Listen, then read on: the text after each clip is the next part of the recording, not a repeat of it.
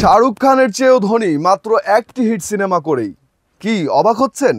Forbes ম্যাগাজিনের হিসেবে Jerry সাইনফেল্ডের মোট সম্পত্তির পরিমাণ 1.1 বিলিয়ন মার্কিন ডলার। তিনি বিশ্বের সবচেয়ে ধনী কমেডিয়ান, হলিউডের ধনী অভিনেতাদের একজন। কিন্তু কিভাবে, চলুন জেনে নেই বিস্তারিত।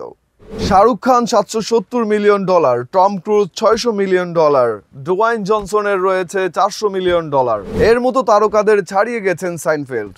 তাকে চলচ্চিত্রে খুব একটা দেখা যায় না। কেরিয়ার জুড়ে মাত্র 2টি সিনেমায় অভিনয় করেছেন জেরি। এর মধ্যে 2007 সালে মুক্তিপ্রাপ্ত অ্যানিমেটেড সিনেমা বি মুভিতে কাজ করেছেন। ছবিটি হিট করেছিল। আরেক সিনেমা আনফ্রস্টেড বাণিজ্যিকভাবে ব্যর্থ হয়েছিল। প্রশ্ন হলো, তার এত অর্থের উৎস কি?